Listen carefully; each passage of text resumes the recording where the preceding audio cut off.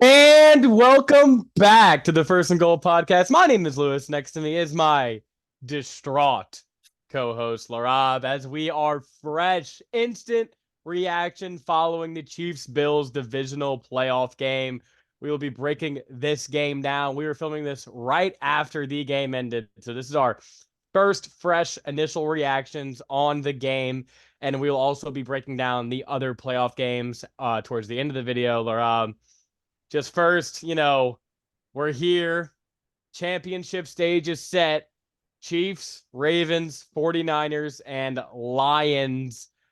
What are your first reactions right now following that Chiefs Bills game, Laura? Well, there's three teams who deserve to move on to next week, Lewis, and there's one team who doesn't deserve to be there, and that's the Kansas City Chiefs. Now, What? I fully believe that Josh Allen outplayed Patrick Mahomes in that game. When it came down to that one play on that third down, and he missed Diggs wide open, and he missed Shakir on that in breaking route, and man, this felt like it was the one that the Bills could have had one over the Chiefs, but and then Tyler Bass was that field goal, but you just have to feel bad for this Bills team and this Bills franchise who's seemingly been cursed their whole lives. Well, let's take it from the middle of the third quarter. Bills go up 24-20 with a touchdown to Shakir on the left side of the end zone. From there, Chiefs march right down the field, 8-play drive, touchdown, easy for the Chiefs. I mean, that's how easy it was. Go up 27-24. The Bills offense from that point, punt, turnover on downs because of a stupid, fake punt bonanza, which we'll get into. And then they get bailed out by Chiefs fumble out of the back of the end zone. They get the ball, punt again, and then Chiefs punt, Bills, end of game, missed field goal. The offense just fell apart. And it seemed like it was so hard for them to get a first down. Like, guys were not separating. They weren't able to run the ball whatsoever. And when they did run the ball, it was largely a negative whenever they tried to run the ball. And it just seemed like they were missing that go-to guy in these big spots. And that's always been Diggs. And Kincaid came up big a few times in these drives, but like it comes back to the Bills. And whether this be Josh Allen's fault, the organization's fault, Joe Brady's fault, they just put so much on his shoulders in these huge playoff spots to go and win the game. And he just can't do it in these spots. Diggs should have made that. If Diggs makes that sideline catch, 50-yard bomb, this is a completely different story, you know? But ultimately, this is just the Bills. I mean, this is what they've been the past few years. Put it all on Josh Allen's back. Expect him to make the huge game-breaking plays and potentially game-breaking for the other team as well. If McDuffie, doesn't bop that ball in the air, L'Jarius Sneed has a pick, probably pick six. So they're just putting so much on him as a player that it just, how do you expect to sustain game after game after game? This was 8 straight weeks for the Bills, a win or go home, basically, in order to be here hosting a playoff game in Buffalo. And it's just unsustainable to expect this from him week after week after week, especially with the defensive injuries, Laura. So, I mean, that's my take on it. What do you think? I have to disagree with that statement. I mean, they did rely on him for 8 weeks. And if, like you said, if Diggs does make that sideline, we're having a completely different conversation right now. So to sit here and say, "Oh, he can't do it," I think he very well can do it. He showed you from where they were in middle of the season to where they are now. And of course, they just lost after a missed pass and a missed extra, or field goal. But to say that he doesn't have that ability, I think he very clearly Oh, does. I'm not saying he doesn't have the ability. I'm just saying to put it on his shoulders week after week after week is an unsustainable way to run an offense because it's just putting so much on him to be perfect all the time. And when it comes down to these huge playoff matchups against other quarterbacks who have all these different options, we saw Pacheco late in that game really turn up for Mahomes and when he was crucial in putting the game away. And, they stopped running the ball. They put it in Josh Allen's hand to run the ball. So that's why for me, it's just we always end up in these situations with Josh Allen where it's like, please save us. And ultimately, he can't get it done. They're forced to kick a field goal. And, given these conditions, it was Buffalo fans, cover your ears. It was wide right. And it's a really brutal end for the Bills to their season because it really did feel like they had this game. This was their moment. This was their opportunity to strike iron when it was hot. And unfortunately they couldn't do it, Laraib.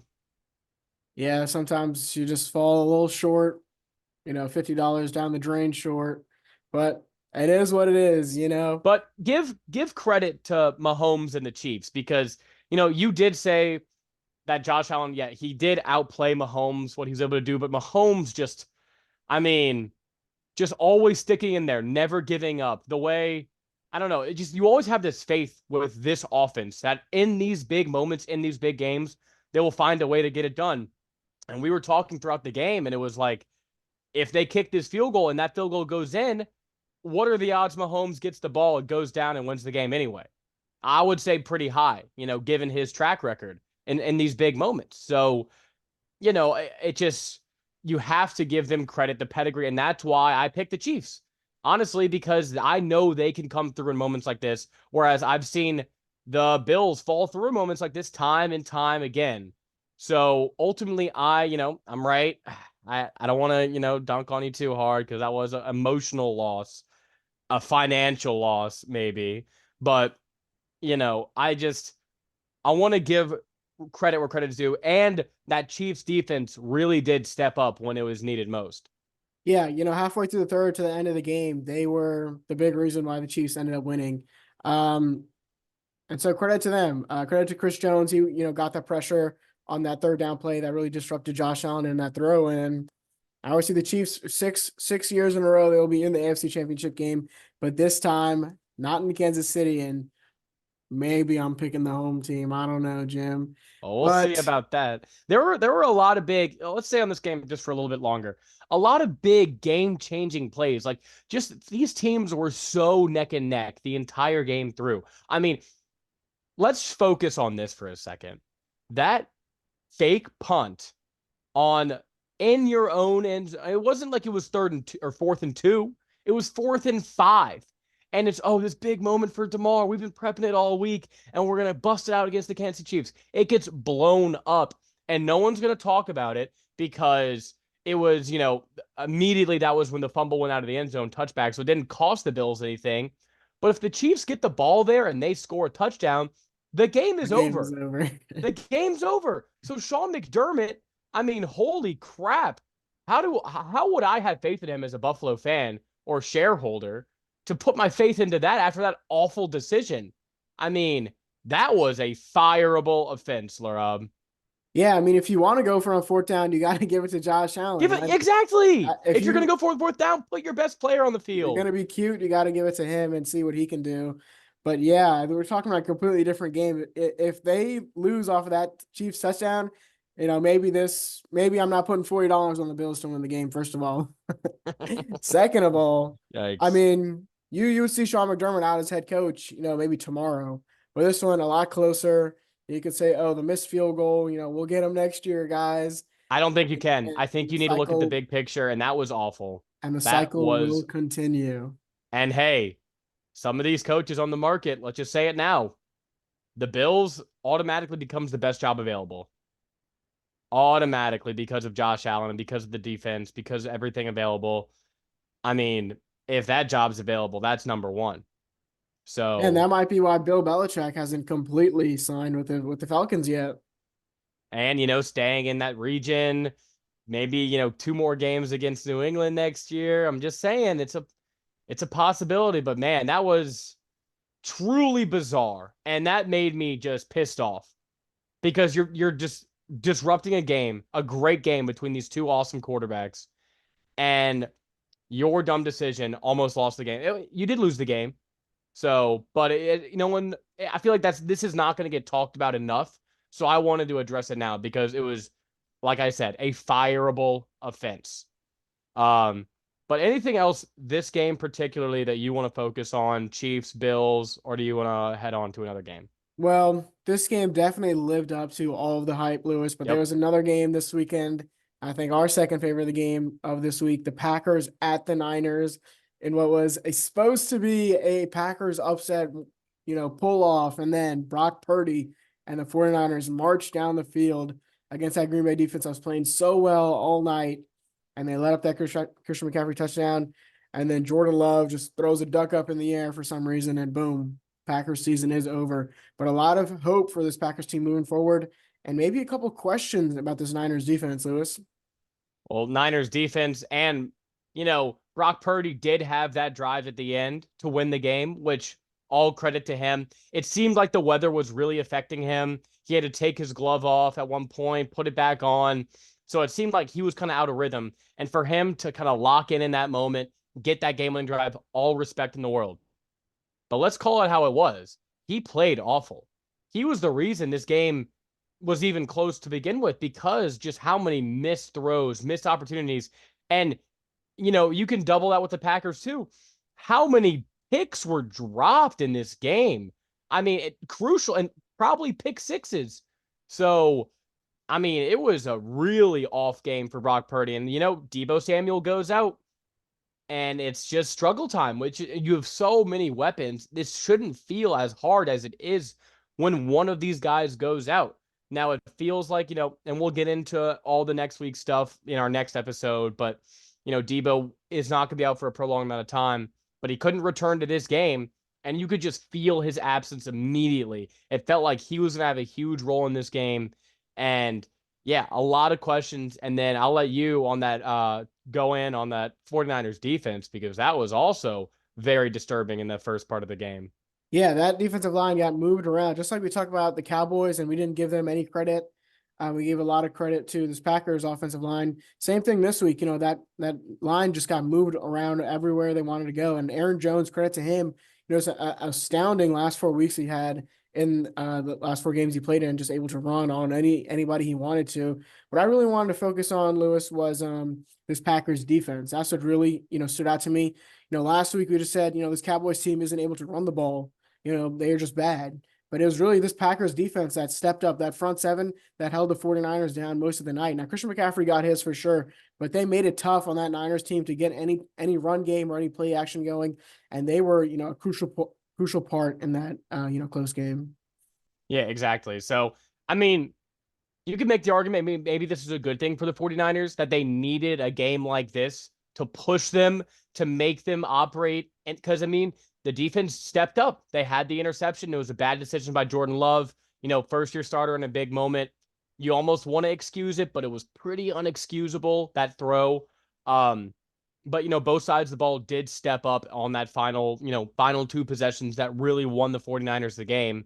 So you do give them credit there. And it's at a level of confidence in this team where it's like, if you're not blowing the doors off a team, if you're down, we saw the record, Kyle Shanahan 0-30 when trailing going into the fourth quarter. Well, now it's a 1-30. And the, playoff games coming, it's going to be against good quarterbacks. It's going to be against, high level offenses who can score in bunches. So to be confident that you can still play in these games, even when you're missing a guy, well, maybe we'll do a lot for this Niners team going forward. And we'll get into, that matchup in our next episode. But let's focus a little bit here on Green Bay. I mean, didn't expect to be here. First ever time a 7th seed upset a 2nd seed. Obviously, last week we gave them a good amount of flowers. But then to come into this game and really feel like they were handling the Niners for majority of the game. And it was just efficient. Like, guys were running open. It was very similar to how they attacked, the Cowboys. And just this young roster, all these young playmakers, Romeo Doubs, Jaden Reed, Aaron Jones, the veteran almost over there, just having a huge game. And it was kind of weird how they went away from him in the second half. And if it wasn't for, another missed kick in these playoffs, then, maybe we're talking about an overtime game. Maybe we're just talking here about Packers moving on to the NFC Championship. So they're that close to be this young of a team. There is a lot to look forward to if you're a Packers fan. Yeah, and credit to Matt LaFleur. A lot of people thought the production of this team would drop after losing Aaron Rodgers, but they kind of picked things up this year. Even a team that misses Devontae Adams, they still had guys like Christian Watson, who missed a lot of this year, still be really productive. Romeo Doubs, breakout season for him in his sophomore year. Dontavion Wicks and Jaden Reed. I mean, this is the youngest team in the NFL right now, Lewis, and they, almost beat the #1 seed on the road. So a lot of bright stuff to look for this team going to the next year. And, we'll see how Jordan Love develops from this, prodigy from Aaron Rodgers. But that's the thing about the NFL. The NFL can be cruel. You know, you can go this entire offseason with high expectations. Everything's looking great. You feeling good. But once you put the pads on again, and those expectations are high, things can change. So, you know, you just want to go in, humble mindset that we're still this underdog team. We're still this young team with a lot to grow. And hopefully you don't get, buy into too much of the, we're right there. We just need to make a few tweaks. Like, there's still a lot of things that they need to work on. Maybe a new kicker. That defense was still spotty in certain situations, and there were big question marks around Joe Barry. It feels like he'll probably keep his job given the last two defensive performances that he put up against the two best offenses in the NFC. So I think, there is a lot to look forward to, but be careful, Packers fans, because a lot of teams, your Seahawks, have gone down this road before last year. And it's like, oh man, we're hype. We're going to next season, all pumped up and ready. Things can change quick. But, right, optimistic point of view, things do look bright in Green Bay. Yeah, for sure, Lewis. And then just to quickly touch on the last two games, the Texans get the doors knocked off them in the second half. The first bad game we've seen out of CJ Stroud this whole entire rookie season, which is, I'm very optimistic to say since he's facing the number one defense in the Ravens. And so, they'll get back in the lab with D'Amico Ryans, they'll shore up that offensive line. They'll get Tank Dell back, and we'll see what they can do in that AFC South division for next year. But focusing on the Ravens, Lamar Jackson really slow first half, and then, reports are he gave this very inspiring speech in the locker room during halftime, and then they come out and he's going crazy. The big thing was for him using his legs. And if that's what he needs to do versus, in the playoffs, if he needs to claw and scratch to get that playoff victory, credit to him. He's going to do what he needs to do. And now facing Patrick Mahomes at home, it's going to be a Mahomian effort out of Lamar Jackson if he wants to win that one. Yeah, I was extremely impressed with this Ravens defense because, we did see this Texans offense do very well against the Browns last week. And there were some concerns for me with this Ravens defense. Like, how much pressure were they gonna be able to get against a pretty solid Texans offensive line? And they answered the bell. I mean, outside of a punt return touchdown, they only allowed 3 points all game.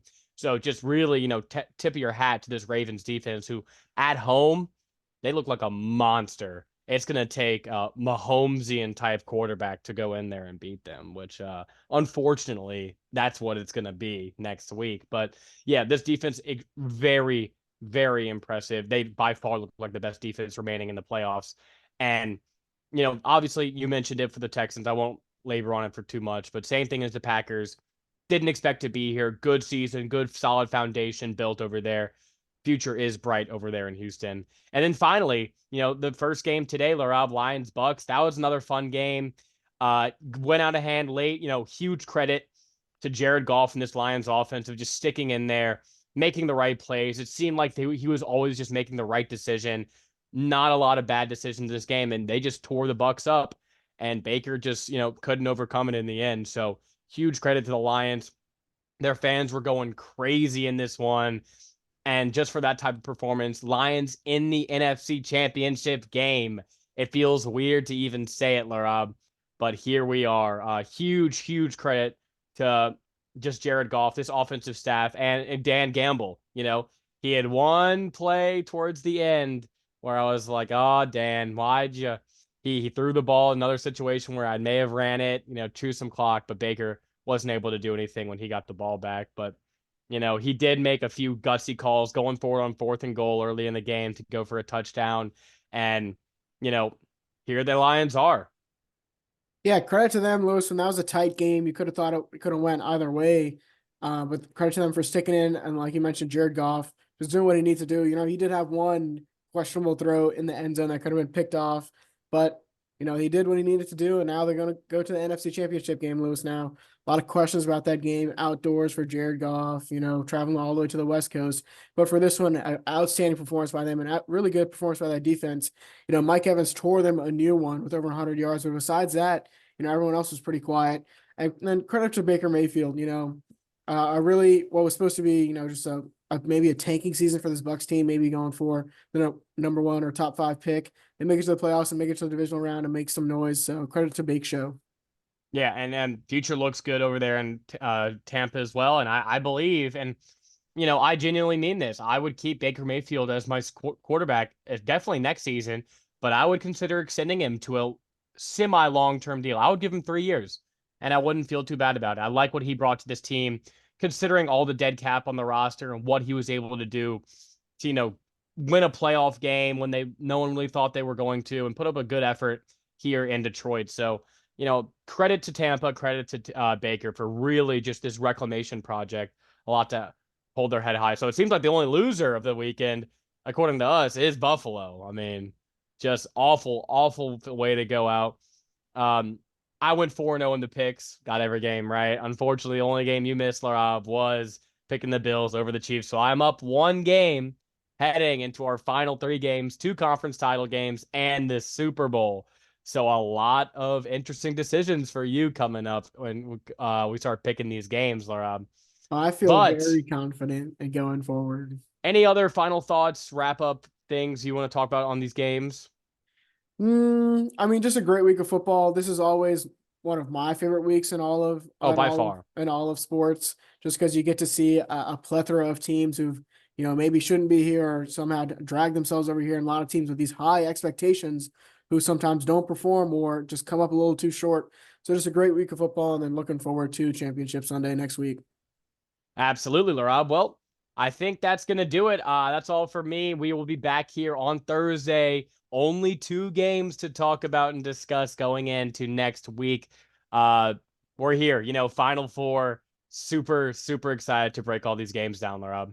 Yep, I think that's me, the First and Goal podcast, signing off. Peace.